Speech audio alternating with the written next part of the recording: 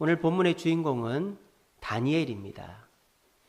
다니엘이 일평생 살면서 오늘 본문에 나오는 이때가 가장 편안한 때입니다.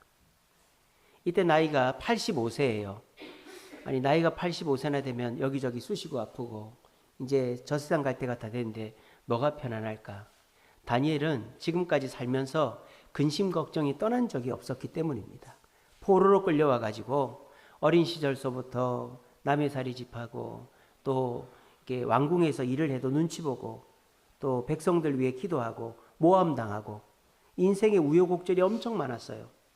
근데 나이가 85세가 되었지만 지금이 제일 편안한 시기입니다. 왜냐? 다니엘이 은퇴를 했기 때문입니다. 다니엘이 한 80세 조금 넘어서 은퇴를 했어요. 그래서 지금은 편안하게 은퇴 후의 여가를 즐기고 있습니다. 자, 은퇴만 한 게 아니라 다니엘의 가장 큰 근심거리가 해결이 됐어요. 그게 뭐냐? 다니엘이 평소에 뭘 기도했느냐? 하나님, 우리 유대민족들 가나안 땅으로 돌아가게 해주세요 라고 기도했어요. 근데 다니엘은 확신이 있었습니다. 하나님이 돌려보내주신다는. 어디 나왔느냐? 예레미야서 52장 12절에 보면 너희 백성들을 돌려보내주겠다라는 말씀이 있어요. 그래서 예레미야가 그 말씀을 믿고 80 될 때까지 기도를 했더니 진짜 응답을 받은 거예요. 몇십 년 만에 응답을 받은 거예요. 그러니까 이 다니엘이 얼마나 기뻤겠어요. 그러니까 다니엘은 지금 근심 걱정이 없어요. 나이는 많지만 은퇴해서 더 이상 자기가 신경 쓸 일이 없죠. 또 그동안 기도했던 70년 가까이 기도했던 이스라엘 백성의 귀환이 이루어졌죠. 그러니까 근심 걱정이 없이 이제 편안하게 살다가 천국 가면 될 일만 남았어요. 우리 교회 권사님들도 이제 근심 걱정하지 마시고 편안히 사시다가 주님 나라 가시는 그런 축복들이 있기를 바랍니다. 그런데 참 그렇게 되면 얼마나 좋겠습니까? 우리 권사님들 그렇게 되면 얼마나 좋을까 싶은데 또 고민거리가 하나 생겼네요. 다니엘한테 문제가 생겼어요. 무슨 문제가 생겼느냐? 다니엘 본인한테 생긴 문제가 아니라 이제 포로 귀환을 해서 가나안 땅으로 돌아간 이스라엘 백성들한테 문제가 생긴 거예요. 그게 오늘 1절에 나옵니다. 10장 1절에 보시면 하나님께서 이렇게 말씀하십니다. 다니엘에게 나타나셨는데 그 일이 참되니 곧 큰 전쟁에 관한 것이라. 뭐가 일어난다고요? 큰 전쟁이 일어난대요. 어디에? 가나안 땅에. 이스라엘 민족들이 이제 70년 만에 겨우 포로에서 풀려나가지고 가나안 땅으로 돌아갔는데 그 가나안 땅에 큰 전쟁이 일어난답니다. 근데 이게 그냥 분명하지 않다든지 해석을 이렇게 할 수도 있고 저렇게 할 수 있다든지 그런 게 아니에요. 그 성경에 보면은 환상들이 많이 나옵니다. 특별히 이집트의 총리를 지낸 요셉이 7소 환상을 꾸죠. 뚱뚱한 7소가 빼빼 마른 7소한테 잡아먹히는 꿈을 꿔요. 아주 흉측스러운 꿈이죠. 뚱뚱한 소가 빼빼 마른 걸 잡아먹으면 몰라도 그것도 소가 소를 잡아먹는 거는 있을 수 없잖아요. 소는 채식인데. 근데 그 꿈을 꿨는데 그 꿈이 무슨 내용인지 요셉이 몰랐어요. 근데 나중에 하나님이 가르쳐 주시죠. 무슨 꿈이었습니까? 그거 왕이 꾼 거죠. 근데 그걸 요셉이 해석을 해주죠. 그 무슨 꿈입니까? 7년은 풍년이 들고 7년이 흉년이 든다는 꿈이죠. 잘 알고 계시네요. 그러니까 이렇게 요셉이 꾼 꿈, 그 왕이 꾼 꿈인데 그 환상이 분명하지가 않았죠. 그죠? 또 베드로도 환상의 꿈을 꿨죠. 베드로가 기도하는데 하늘에서 보자기가 내려오는데 하나님이 그 음식을 먹으래요. 근데 거기에는 뭐가 들어있느냐? 돼지, 뱀, 독수리, 부엉이 이런 게 들어있는 거예요. 자, 이런 거는 하나님께서 먹지 말라고 한 짐승들입니다. 근데 하나님이 그걸 먹으라고 그러는 거예요. 그러니까 베드로가 꿈속에서 하나님 저는 그거 먹으면 안 되는데요. 안 되잖아요. 그렇게 했어요. 그리고 깼는데 또 꿈을 꾼 거예요. 또 먹으라 그러는 거예요. 싫다고 그랬어요. 근데 또 꿈을 꾼 겁니다. 세 번째 꿈을 꾸고 나니까 베드로가 눈치를 챈 거예요. 이게 하나님의 무슨 뜻이 있구나. 그리고 난 다음에 조금 있어 보니까 어떤 사람이 찾아온 거예요. 그래서 저 멀리 고넬료라는 사람이 사는데 그 사람이 당신을 청해서 말씀 듣기를 원합니다. 그때 베드로가 그 못 먹는 음식은 이방인을 뜻하는 것이었구나. 나에게 이방인에게 복음을 전하라고 주님이 말씀하시는 거구나. 그때 깨달은 거예요. 자, 그 못 먹는 음식 환상도 베드로가 못 깨달았죠. 이처럼 우리가 꿈속에 보는 거는 명확하지도 않고 그 뜻이 뭔지를 잘 모른단 말입니다. 근데 오늘 다니엘이 본 이 큰 전쟁 환상은 명확합니다. 어떻게 알 수 있느냐? 성경에 나와요. 이렇게 되어 있습니다. 그 큰 전쟁 환상은 이 일이 참되다 그랬어요. 참되다는 말은 뭡니까? 반드시 일어난다는 얘기죠. 이 전쟁은 뭐 전쟁이 아니라 무슨 그냥 어떤 홍수나 지진이나 이렇게 해석을 할 수도 있는데 이거는 그런 거 아니다. 참되다. 이거는 반드시 유대 땅에 전쟁이 일어난다라는 거예요. 또 뭐라고 되어 있느냐? 다니엘이 그 일을 분명히 알았고, 그러니까 다니엘이 꿈속에서 본 거니까 이게 이건가 저건가 사람이 꿈에서 깨고 나면은 잊어버리잖아요. 그러니까 명확하지가 않을 수 있는데 다니엘은 꿈에서 깬 다음에도 이거는 분명히 유대 땅에 전쟁이 일어난다는 것을 명확하게 기억을 하고 있는 거예요. 또 뭐라고 되어 있습니까? 그 환상을 다니엘이 깨달았다라고 되어 있어요. 깨달았다. 그게 뭡니까? 이 환상은 다른 해석이 필요 없고 그냥 유대 땅에 전쟁이 일어난다라는 환상이다라고 분명하게 깨달았다라는 거예요. 그러니까 이거는 빼도 박도 못하는 거죠. 유대 땅에 전쟁이 일어난다는 것을 하나님이 꿈속에서 다니엘에게 분명하게 보여준 거예요. 아니 이제 돌아간 지 2년밖에 안 됐는데 거기서 이제 자리 잡고 살만한데 전쟁이 일어난단 말, 이게 도대체 있을 수 있는 얘기입니까? 만약에 여러분들이 가게를 차렸어요. 인테리어 한 2억 3억 들여가지고 가게를 멋지게 차렸는데 하나님이 꿈속에 나타나가지고 너희 가게 망한다 이러면 기분이 어떠시겠습니까? 당연히 안 좋죠. 그죠? 우리 세안이. 예. 네 집 아들인지 말씀을 잘 듣네. 예. 저희 집 막내입니다. 예. 안 좋죠. 당연히. 기분이 안 좋아요. 우리 이선아 전사님이 골반이 안 좋아가지고 오늘 못 오셨어요. 그래서 우리 김성태 집사님하고 우리 로이만 왔습니다. 그래서 아이들이 같이 예배를 드리고 있어요. 그래서 당연히 기분이 안 좋아요. 그러면 우리가 어떻게 합니까? 아닐 거야. 그거 아닐 거야. 설마 그런 일이 있겠어? 그렇게 막 부정을 한다든지 또는 에이 교회 다니도 소용이 없네.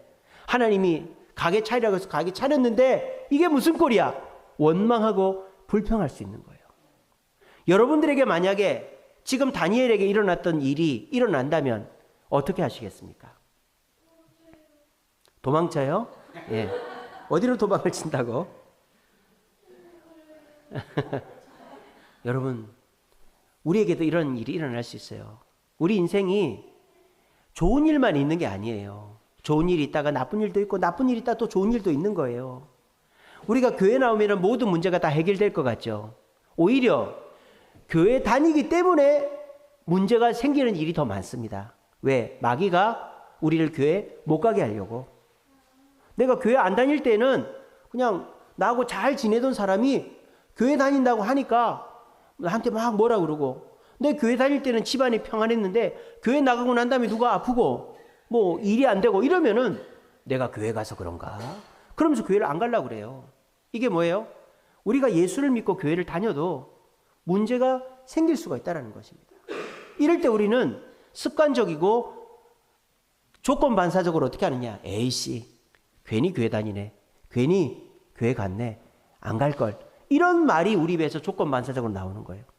여러분, 이럴 때 성급하게 여러분들의 입술에 그런 말들을 담지 마시기 바랍니다. 우리가 말한 대로 됩니다. 여러분들의 삶은요, 좋은 일이 있다가도 나쁜 일이 있을 수 있고요, 나쁜 일이 있다가도 좋은 일이 있을 수 있어요. 근데 내 삶에 이제 편안할 만 하는데, 다니엘이 은퇴하고 편안할 만 하는데 돌아간 이스라엘 백성들에게 큰 전쟁이 일어난다는 환상을 보고 나니까 이제 가슴이 덜컥 내려앉고 문제가 생겼다고 생각하니까 원망 불평이 막 몰려온단 말이에요. 근데 다니엘은 입을 조심하고 그때 이 잘못된 판단을 하지를 않은 거예요. 우리에게 시련이 왔을 때 우리가 어떻게 말하고 행동하는가가 그 시련이 빨리 지나가는지 또 우리에게 더 좋은 기회가 될 수 있는지 그게 판단되는 거예요.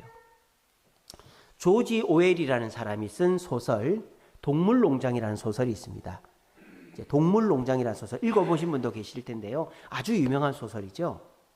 어떤 그 농장이 있었어요. 근데 그 농장에 주인이 아주 나쁜 주인이었어요. 근데 그 우화입니다. 우화. 동물들이 말도 할 줄 알고 생각도 하고 뭐 그런 우화예요. 우화. 이솝 우화처럼. 근데 이 동물들이 주인이 하도 나쁜 놈이니까 야, 우리가 저 주인을 몰아내고 혁명을 하자. 이렇게 된 거예요. 말, 돼지, 소, 뭐 양, 닭 이런 놈들이 똘똘 뭉쳐가지고 그 주인을 쫓아낸 거예요. 혁명을 한 거예요. 그래서 이 동물들이 그 농장을 차지했어요. 그래서 이 동물들이 야, 우리는 서로 시기 질투하지 말고 행복하게 잘 살자 그렇게 했어요. 근데 어쨌든 이 농장이 행복하려면 리더가 있어야 될 거 아니에요. 지도자가 있어야 될 거 아니에요. 그 지도자를 뽑습니다. 투표를 했어요. 누가 뽑혔을까요? 돼지가 뽑힌 거예요. 돼지가. 그 소설에 그래요. 그래서 이 돼지가 그래, 내가 너희들을 행복하게 해줄게. 여러분들이 웃다시피 돼지가 어떻게 똑똑하고 행복하게 해주겠어요. 그래서 돼지가 처음에는 잘 하는 듯 하다가 나중에는 그 주인보다 더 나쁜 놈이 된 거예요. 그래서 같은 돼지들, 또 돼지 편들어주는 사람은 잘해주고 나머지는 박해하는 그런 동물농장이 돼버렸다 하는 게 그 동물농장이라는 소설의 이야기예요. 그래서 이 조지 오웰이라는 사람이 동물농장이라는 소설을 쓴 거는 러시아가 소련으로 바뀌었잖아요. 그래서 그 레닌이라는 사람이 그 공산주의 혁명을 했죠. 레닌 혁명을 했죠. 그렇게 해서 러시아를 무너뜨리고 소련이라는 공산주의 국가를 만들었잖아요. 그거를 이 조지 오웰은 영국 사람이거든요. 비난하고 비판하는 풍자 소설이 그 소설입니다. 조지 오웰은요, 굉장히 비판적인 사람이었어요. 그래서 좋은 것보다 나쁜 거를 보고 나쁜 거는 확대 해석하는 사람이었어요. 이 사람이 어떻게 됐을까요? 47세에 우울증과 폐결핵으로 죽었습니다. 제가 지금 49인데 겉으로 볼 땐 그렇게 안 보이시겠지만 제가 49살밖에 안 먹었어요. 애기예요, 애기. 예, 우리 세안이가 맨날 저한테 와서 아빠 저는 애기예요, 애기 그래요. 이놈아 네가 무슨 애기냐 그러는데 애기래 지가. 저도 애기예요. 근데 47살, 저보다 2살 어릴 때 죽었어요. 이 조지 오웰이 어떤 인생을 살았는 줄 아세요? 영국이 그때 당시에 전 세계 식민지를 두고 있었어요. 인도도 식민지로, 캐나다, 미국 그렇게 식민지로 다 두고 있는데 그때 영국의 식민지 중 하나가 버마였어요. 지금의 미얀마. 버마를 식민지로 뒀단 말입니다. 근데 이 조지 오웰이 뭘 했느냐? 그 미얀마에서 경찰을 했어요. 미얀마에서 영국 경찰을 했어요. 쉽게 말하면 우리나라 일제시대 때 일본 놈들이 와서 순사했죠. 그거랑 똑같은 일을 했단 말이에요. 근데 조지 오웰은 영국 사람 편에서 순사를 한 게 아니고 미얀마 사람 편에서 순사를 한 거예요. 그러니까 영국 사람들이 다른 사람들을 막 지배하고 다스리고 억압하는 게 너무 보기가 싫은 거예요. 그래서 식민지, 자본주의, 이 제국주의가 너무 싫은 거예요. 그래가지고 이 조지 오웰이 이 자본주의의 염증을 느끼고 비판적인 사람이 돼버린 거예요. 그래가지고 이 조지 오웰이 어떻게 되느냐? 3차 대전이 일어나서 전 세계는 망할 거다. 그렇게 예언을 한 거예요. 근데 어떻게 됐어요? 3차 대전은 안 일어났는데 조지 오웰의 마음속에 3차 대전이 일어나가지고 우울증과 폐결핵으로 죽어버렸어요. 모든 사람에게 시련은 있습니다.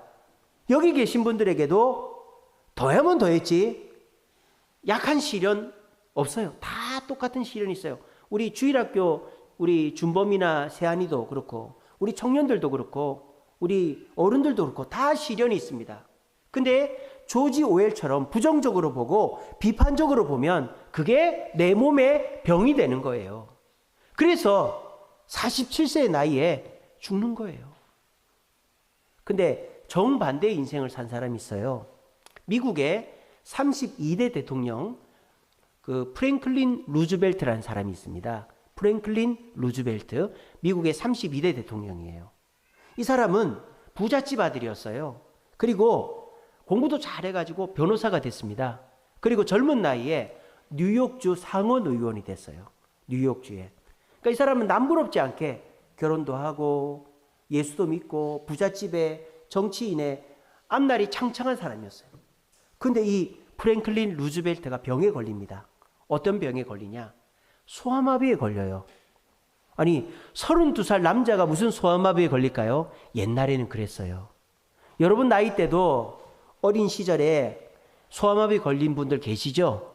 요즘은 없어요. 요즘은 소아마비 예방접종을 다 맞기 때문에 소아마비 걸리는 애가 없습니다. 근데 옛날에는 여러분들 어렸을 때는 어린 시절에 소아마비 걸린 분들이 계시죠. 근데 루즈벨트 때는 지금부터 200년 전이니까 그때는 200년까지는 아니고 한 150년 전이니까 그때는요 어른도 소아마비가 걸리는 거예요. 그 병원균이 들어오면. 갑자기 이 사람이 멀쩡하던 사람이 휠체어에 앉게 된 거예요. 32살에 결혼도 하고 잘 나가던 사람이. 그래서 이 루즈벨트가 내 인생 망했다, 끝났다, 나는 이제 끝났다라고 생각하는 거예요. 근데 이 루즈벨트 옆에 그의 부인 엘레나라는 여자가 있었어요. 엘레나가 실망에 빠져있는 루즈벨트에게 이렇게 얘기해 줍니다. 여보, 비가 온 뒤에 맑아진다고 했어요. 당신은 달라진 게 없어요.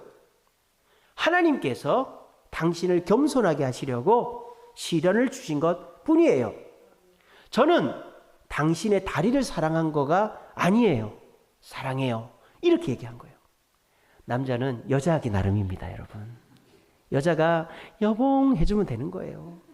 루즈벨트가 그 말을 듣고 용기가 난 거예요. 그렇지. 내 다리를 서서 연설을 하고 서서 정치를 하나 앉아서 하나 똑같이 그 아내의 말에 용기를 얻은 거예요. 그래가지고 이 사람이 대통령에 도전을 해서 미국의 32대 대통령이 됐을 뿐만 아니라 미국에서 최초로 대통령을 4번이나 하는 사람이 됐습니다. 미국에서 대통령을 4번 한 사람이 있어요. 보통 미국 대통령 2번 하거든요.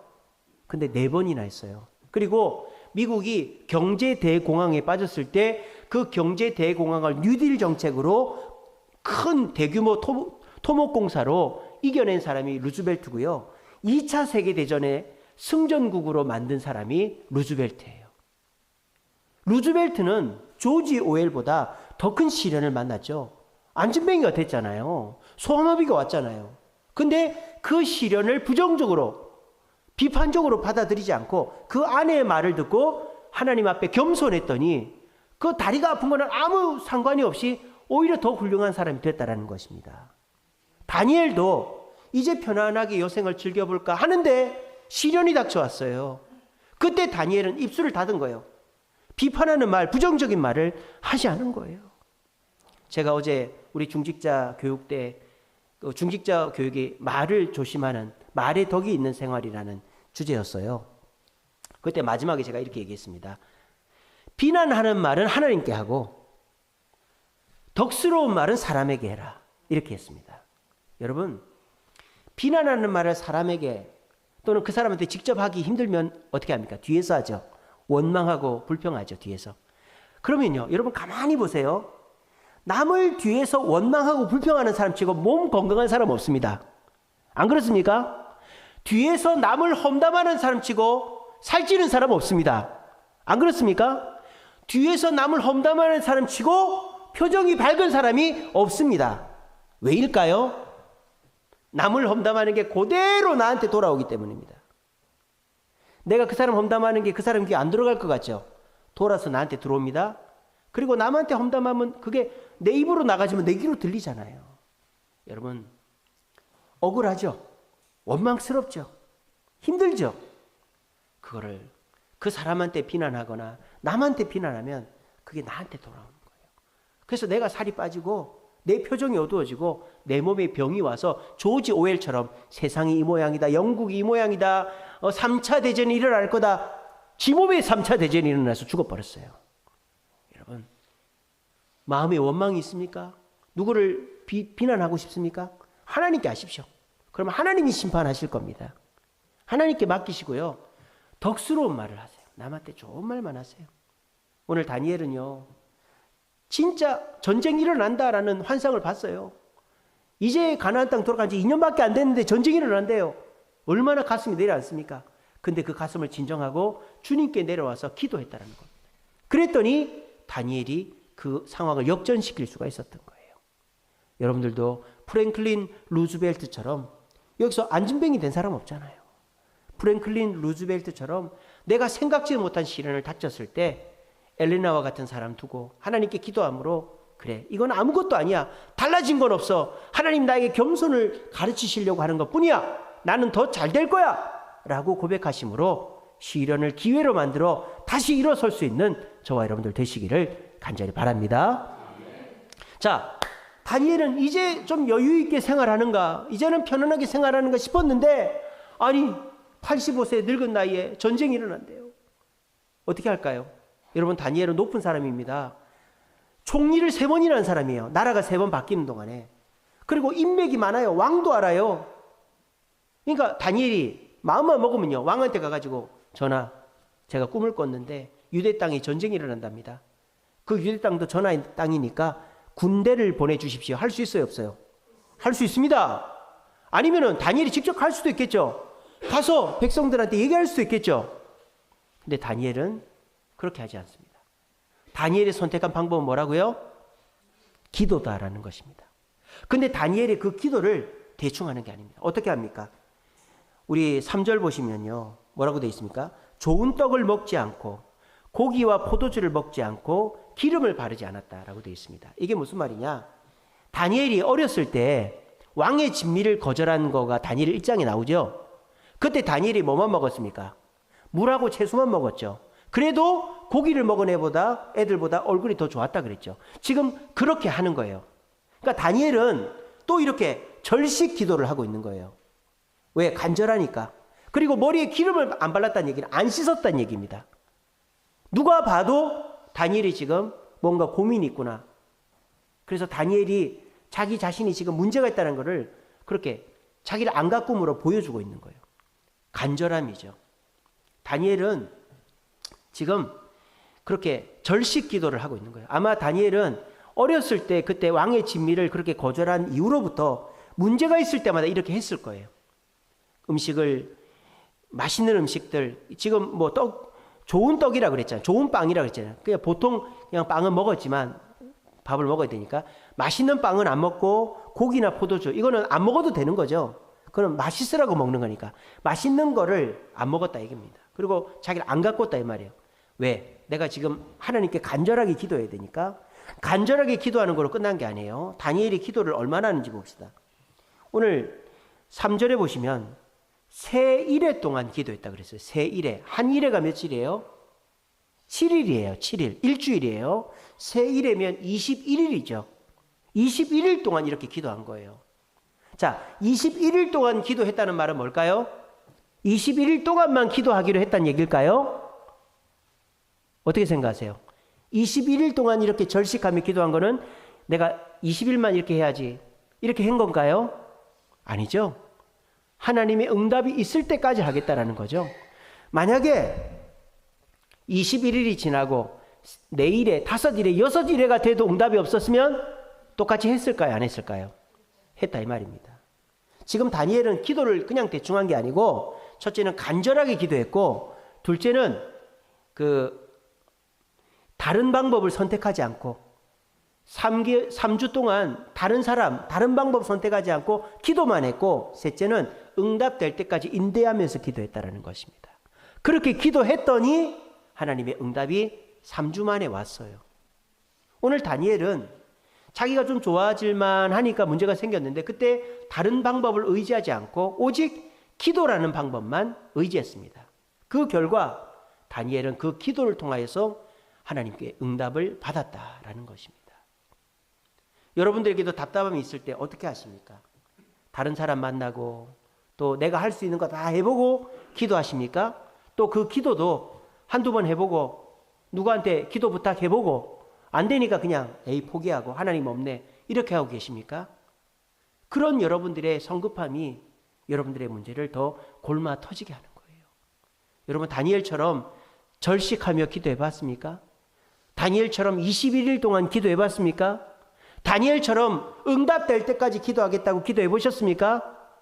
그렇게 하면요, 여러분들이 거추장스럽게 생각하는 그 기도가 여러분들의 인생을 바꾸고 여러분의 시련을 축복으로 바꿀 거예요.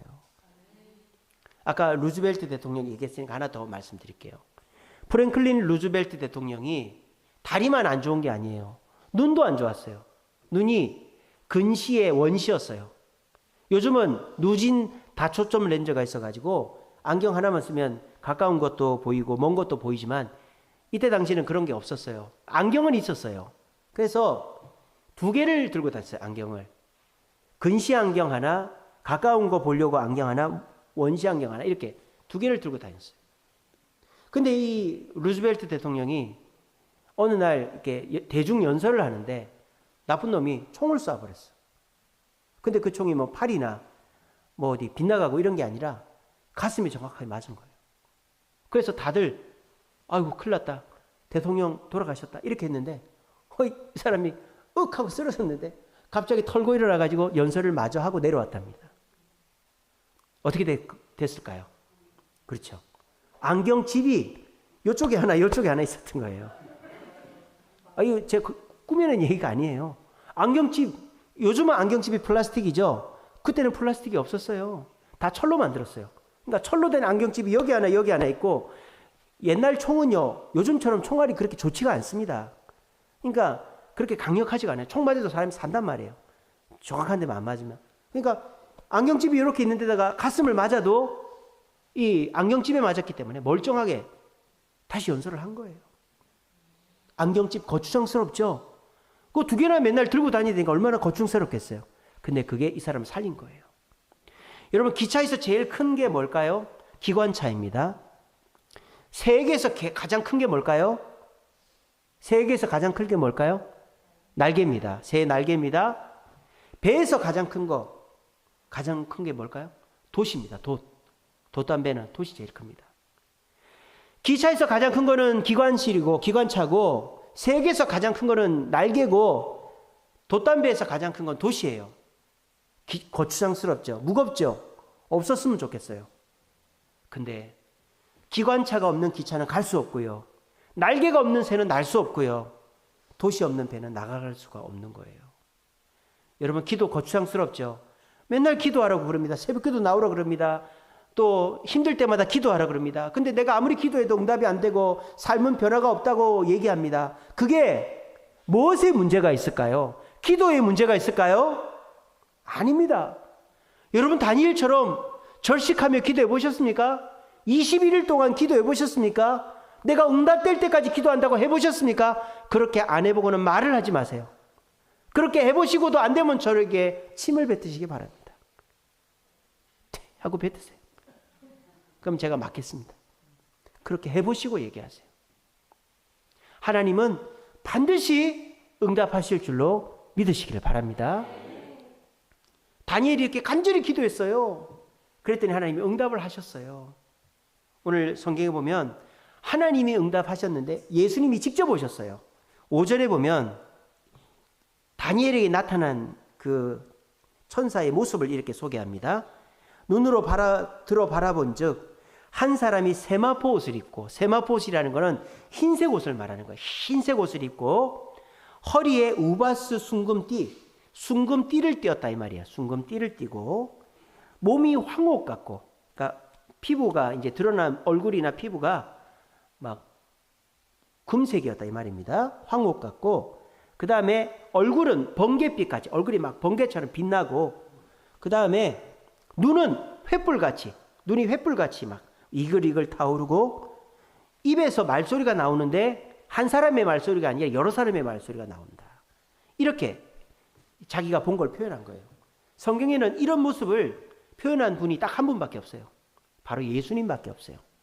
변화산에서 본 모습도 이 모습이고 요한계시록에 나오는 모습도 이 모습이에요. 그분들은 다 예수님입니다. 예수님이 다니엘에게 직접 나타나신 거예요. 왜? 다니엘이 간절히 기도했기 때문에. 절식하며 기도했고 21일을 기도했고 포기하지 않고 기도했기 때문에. 그리고 예수님이 왜 21일 만에 나타난지를 말씀하시죠.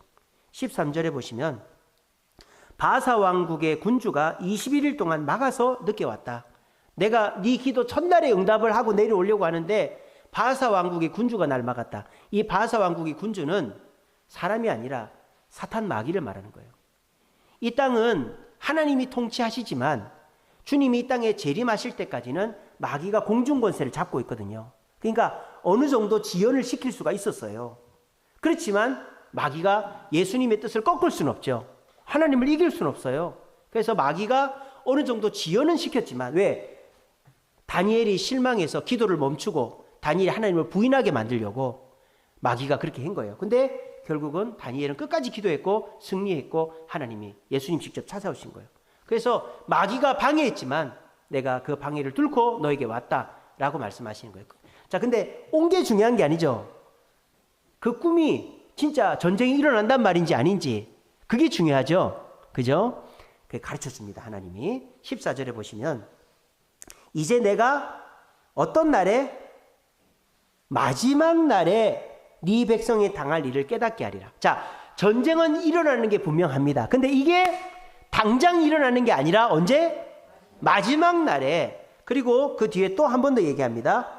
이 환상이 오랜 후의 일이다. 지금 당장 일어나는 게 아니라 나중의 일이다. 이렇게 얘기하니까 다니엘이 가슴을 쓸어내리는 거죠. 이제 안심하는 거예요. 그렇구나. 이제 간지 얼마 안 된 이스라엘 백성들이 전쟁으로 또 고생한다는, 포로로 끌려온다는 그런 얘기는 아니구나. 그래서 정신을 차린 거예요. 21일 동안 음식 굶어가면서 이제 몸이 쇠약해져 있는 다니엘이 정신을 차린 거예요. 그러면서 다니엘이 하나님께 뭐라고 얘기하느냐. 19절입니다. 내 주께서 나를 강건하게 하셨사오니 말씀하시옵소서. 주님께서 저를 이 꿈에 대해서 지금 있을 일이 아니라 나중 일이라고 말씀해 주시고 저를 다시 힘을 내게 하시오니 제가 주님의 남은 얘기를 듣고 제가 그대로 하겠습니다 라고 얘기한 거예요. 여러분, 오늘 주님이 여러분들을 이 교회로 부르셨습니다. 그리고 이 말씀을 듣게 하십니다. 이 말씀을 듣게 하신 이유는 여러분들에게 시련이 또 있을 수 있다라는 말씀을 하시는 거예요. 아니, 시련을 지금 당하는 분들도 계시겠죠. 근데 주님이 말씀하십니다. 뭐라고 말씀하시느냐. 그 시련이 당장 일어날 수도 있고 조금 있다 일어날 수도 있고 내가 없애줄 수도 있다라고 저를 통해서 말씀하시는 거예요. 우리가 그런 얘기 있지 않습니까? 걱정이 확 밀려왔는데 그 걱정 중에 10개 중에 한 6, 7개는 일어나지도 않을 거다. 그리고 그 걱정 중에 한 2, 3개는 나중에 일어날 거다. 1개만 걱정해야 될 거다. 이런 얘기가 있지 않습니까? 마찬가지입니다. 지금 여러분들 집안 걱정, 직장 걱정, 내 몸 걱정, 교회 걱정, 걱정이 많으시죠? 그거를 혼자 싸질머지지 마시고 기도를 하시라는 겁니다. 다니엘처럼 하나님이 뭐라고 하시는지 응답받을 때까지 기도를 하면요, 하나님이 이렇게 응답하신다고요. 그거는 나중에 일어날 일이다, 또는 조금 있다 일어날 일이다, 안 일어날 일이다. 그럼 여러분들이 그걸 믿고 안심을 하면 되는 거예요. 그리고 다니엘이 이렇게 말씀을 듣고 난 다음에 하나님께서 더 구체적으로 말씀해 주는 게 11장이에요. 11장에 보면 더 구체적으로 말씀해 주십니다. 이 전쟁은 유대민족이 하는 전쟁이 아니다라고 말씀하시는 거예요. 이 전쟁은 그냥 강대국들이 하는 전쟁이다 이렇게 말씀하십니다. 11장을 여러분들 읽어보시면 압니다. 자, 페르시아라는 나라가 지금 중동 지역을 다스리고 있죠. 유대 땅도 다스리고 있어요. 근데 그리스의 알렉산더라는 젊은 사람이 군대를 일으켜가지고 페르시아와 인도 북부까지 점령할 것을 예언하십니다. 하나님이. 근데 그 알렉산더가 32살, 30대 초반에 죽어버려요. 풍토병으로. 그러니까 이 알렉산더의 장군들 중에 5명의 장군이 나라를 분할 통치합니다. 키산더, 리시마쿠스, 셀주쿠스, 프톨레미, 하나는 생각이 안 나요. 이렇게 5명이 분할 통치를 하게 됩니다. 근데 그 분할 통치한 사람 중에서 유대 땅을 다스리는 사람이 셀주쿠스 장군이에요. 근데 이 셀주쿠스 장군의 땅을 이집트를 다스리는 톨레미 장군이 넘보는 거예요. 그래서 북방왕과 남방왕의 전쟁이 있을 것이다 라고 11장에 나와요. 그 북방왕이 셀주쿠스고 남방왕이 프톨레미 왕조예요. 근데 그 중간에 끼어 있는 게 유대 땅이다 이 말이에요. 그래서 너희 유대 땅에서 북방왕과 남방왕의 싸움이 있겠지만 내가 너희들을 보호할 거니까 너희들은 아무 걱정하지 말아라. 이게 하나님이 큰 전쟁 환상의 해석으로 다니엘에게 보여준 거예요. 근데 이거는 지금 있을 얘기가 아니라 한 200년, 300년 후에 있을 얘기예요. 그러니까 다니엘은 이거를 믿음으로 딱 받아들이고 마음에 안심을 했다라는 것입니다. 여러분들도 마찬가지입니다. 예수 믿는다고 좋은 일만 일어나는 게 아니에요. 좋은 일이 있다, 나쁜 일이 있을 수 있어요.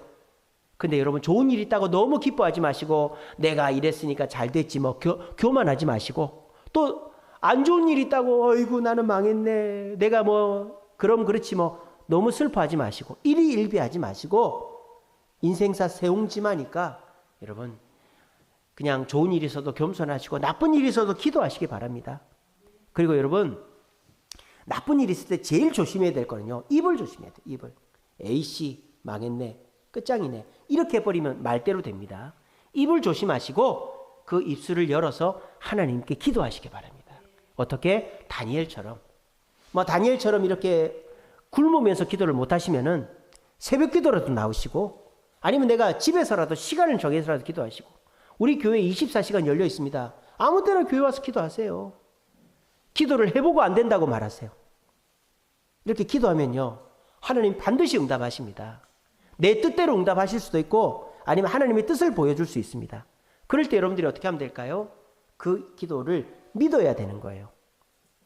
다니엘도 지금 이 전쟁이 일어나는데 유대민족을 보호할 거를 결론적으로 본 게 아니죠. 그냥 하나님 말씀만 들은 거죠. 근데 다니엘은 그걸 믿음으로 받아들였단 말입니다. 여러분들도 그걸 믿음으로 받아들이면 어떻게 될까요? 마음이 평안하고 담대해진다 이 말입니다. 요한복음 16장 33절입니다. 예수님께서 이렇게 말씀하셨습니다. 너희가 세상에서 환난을 당하나 담대하라. 내가 세상을 이기었노라. 여기에서 내가가 누구예요? 여러분들이 아니에요. 너희가가 아니고 내가 예수님 자신을 말하는 거예요. 너희가 세상에서 환난을 당하지만 내가 세상을 이긴 것처럼 너희도 이기게 해주겠다고 말씀하시는 겁니다. 여러분 이 사실을 굳게 믿으시고요. 여러분들의 삶에 고난이 있지만 입술을 조심하시고 주님께 기도하셔서 응답 받으시고 그것을 믿으심으로 어떤 환난이 와도 나는 이길 수 있다. 승리할 수 있다. 내 인생은 역전된다. 그런 담대함을 가지시고 승리할 수 있는 저와 여러분들의 삶이 되시기를 간절히 바랍니다.